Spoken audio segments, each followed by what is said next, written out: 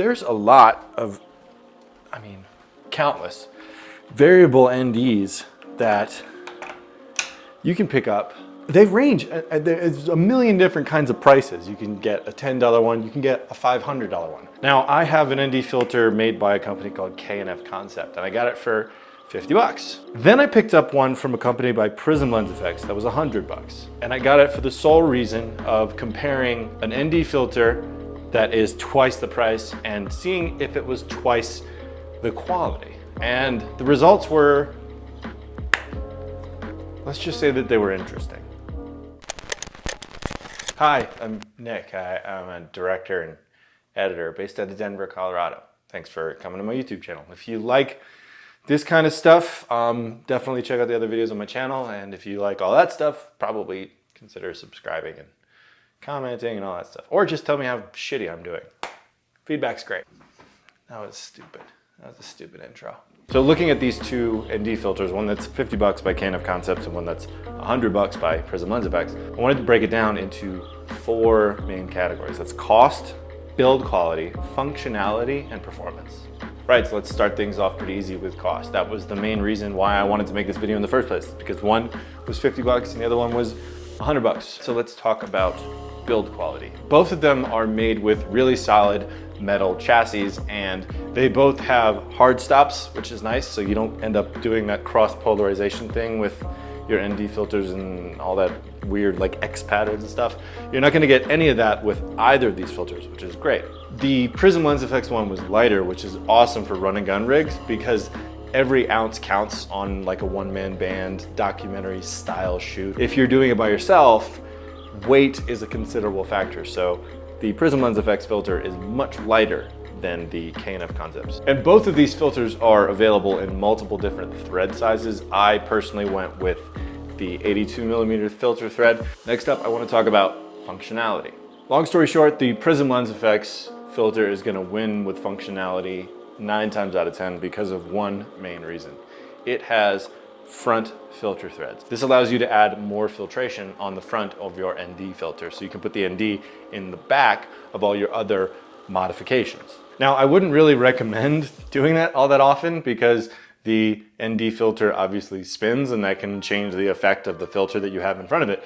But something that I like to do is take a really big, robust step-up ring, something that might come with the Tilta Mini Matte Box, and put that on the front. So I'm not just grabbing that little end of the ND filter because it's so small. It does have texture on it, so it makes it easy to use, but adding a step-up ring to the front of it does make it a lot easier to handle. The K&F filter doesn't have that functionality. There's no thread on the front. But because it's more robust and it's a little bit easier to handle, I did find it easier to mount onto cameras. Okay, so now I want to talk about performance, and this is where things got kind of weird. You're done. Hey, you're done. Frickin' cats. So to make sure that the test was fair between one filter and another filter, whatever the settings were for the first shot of each test that I did, for whichever filter that was, those settings stayed exactly the same for the same filter. So I may have changed the settings from shot to shot, but I didn't change the settings from filter to filter. Do you see what I mean? Do you get that? I feel like you're smart, so you probably get that. Overall, the Prism Lens FX ND filter had more available neutral density to add to the image, which means I can shoot wider open. And generally, that's a really good thing. Typically though, I'm not shooting all the way maxed out on my ND, but it is nice to know that that is there because it's one of those situations where you'd rather have it, not need it, than need it and not have it. Point to Prism Lens FX for that one. Next thing I did was I set my lens to f8 and used the ND filter to match to +1 exposure on a Sony a7R III. So that was allowing me to only use the ND filter to get proper exposure on my image. The reason I wanted to do this is because I wanted to see the difference of one filter to another on the exact same type of image. Personally, I found that the K&F filter was a little bit more purple and the Prism Lens FX filter was a little bit more green. And both of these are very easy to correct in post-production, but they do have color casts. So I actually went out a second time to test these filters in harsher lighting scenarios. And this is where The results really surprised me from one filter to another. So remember how I found that the KNF filter had a little bit more of a purple cast to it? Well, in this shooting scenario, that purple went absolutely insane. I have never seen that sort of casting on reflected surfaces before. I honestly was shocked to see it. I couldn't believe what I was picking up. Again, this is a $50 filter, so, you know, take with that what you will, but I didn't expect it to be this drastic of a color shift. Now that was really bad. I was not happy about that. But what made me even more unhappy was when I switched to the Prism Lens FX filter, because it basically made my images unacceptable in a professional shooting scenario. I couldn't believe what happened. Oh, I love it when the police drive by. Makes it super easy to shoot YouTube videos. Still waiting for the police. Welcome to my apartment, by the way.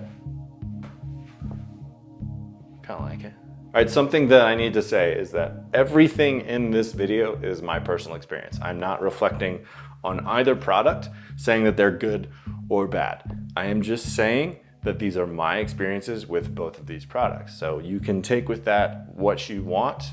Use this for your own education. I highly recommend watching other videos on these two products to figure out the best option for yourself. That's what I was doing. I was doing research. That's essentially what this is. Cat's playing with twigs and stuff. Oh God, that's a piece of pasta. Really need to be better at cleaning.